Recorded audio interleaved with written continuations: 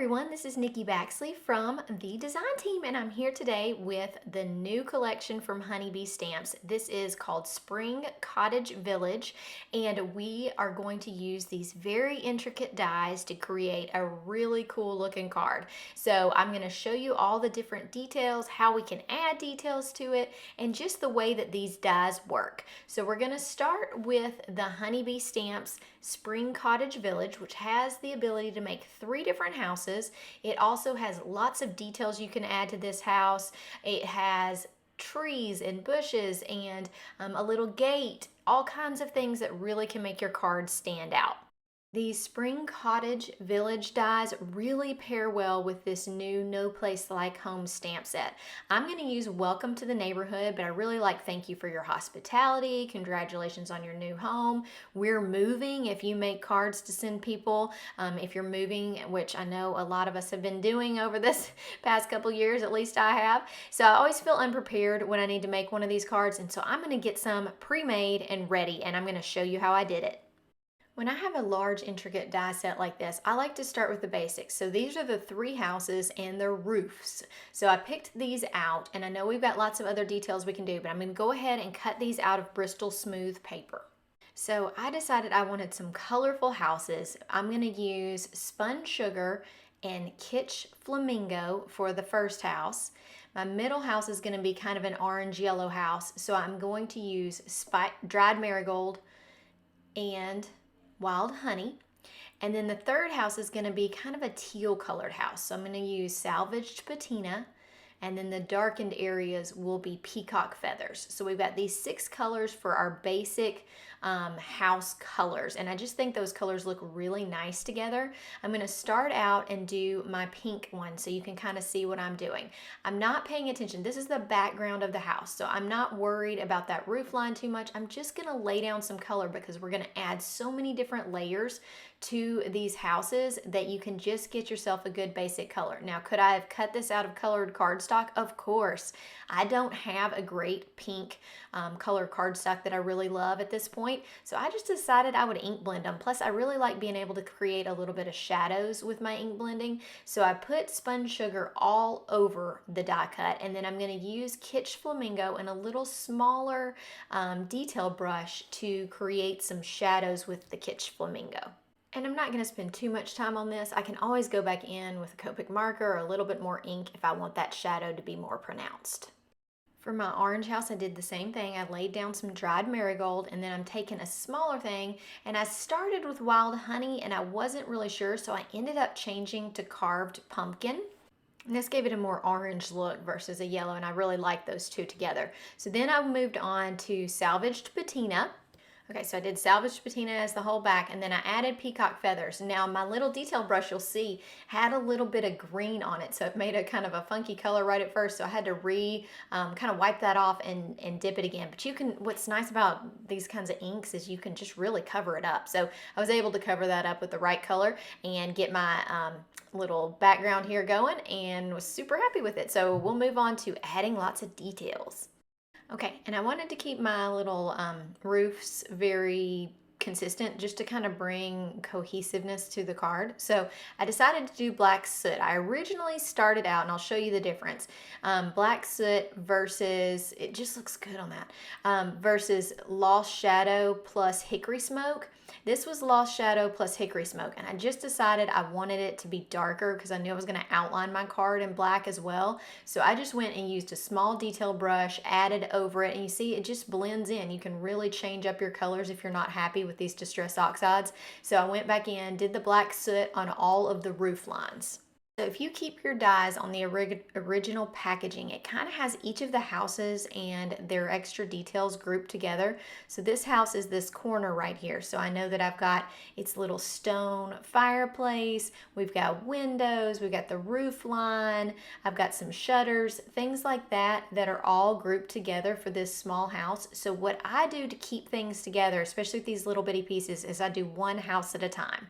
So I'm going to get all of these out, and I'm going to put them on a sticky note, and let me show you this little tip. So anything you have that has adhesive, this is a full sticky Post-it note sheet, and I'm going to stick all the pieces that go with this house on this sheet, and then I'm going to do some ink blending and then paste this to that ink blending and cut everything out at one time. So to keep it consistent, I am going to use black soot, and I'm just going to ink blend an area that's about the size of that Post-it note. So that's also helps you know how much you need to ink blend. And I'm just using the Distress Oxide. You can see I've tried cutting these out and then individually ink blending and realized that was quite a project. So cutting them all at the same time out of the same color is really helpful. Then I can just take my sticky note, stick it to this page, and run it through the die cutter. And look, I've got all of my little bitty pieces kind of dumped out here. And now I just need to apply glue and put all of the pieces in place. It's pretty easy to figure out where your pieces are. Most of them don't have too many that are the exact same size. And so I know that I need a roof line. You just got to look at your different roof lines and make sure that you've got them on the right thing, but they fit perfectly. So it really makes that part pretty easy. Just going to add some dots of glue and these pieces, and I'll show you this whole house, but the other ones I'm going to show you what the details are and not go through the gluing process. This house has two different size windows that fit perfectly. I love the little design in the second window. It's got a door, it's got a couple of shutters, and then it has this little tiny piece that adds just a little extra detail to that chimney. It's so cute, and you can see through the back. If you decide you want to do a color back behind there, you can, but I kind of liked them open like they are.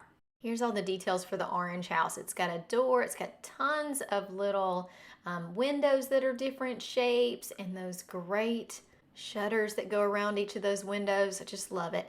Now we'll fast forward really quick to the pink house so you can see its details, and then we'll talk about adding some extra details and putting the card together.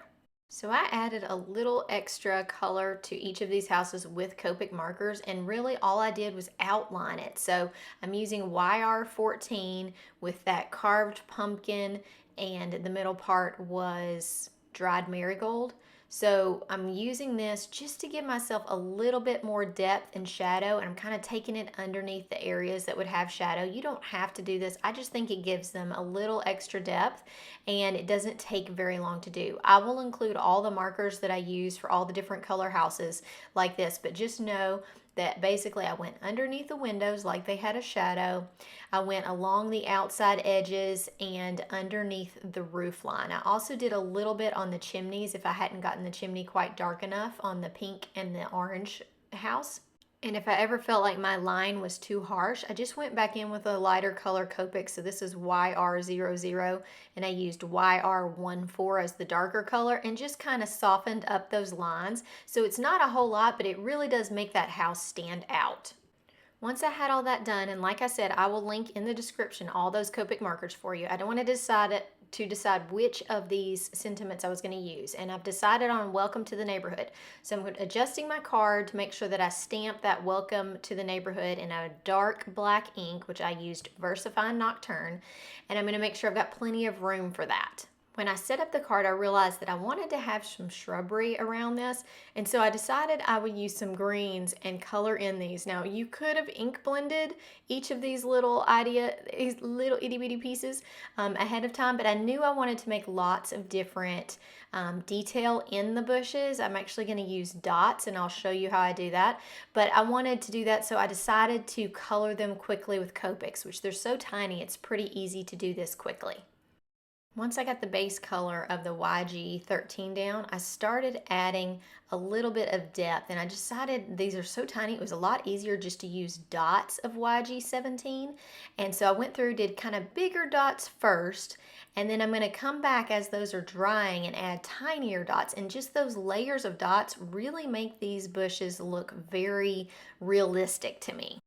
So I've done the big dots. Now I'm coming in with just teeny tiny little dots everywhere. And this is the same color. It's still the YG17, but it's just adding it and layering dots on top of each other. And you could do this for a long time. You could add all kinds of colors. I just really liked it with the two colors that I did. And I'm going to show you the card up close so you can see what I'm talking about. So I started with big dots like this.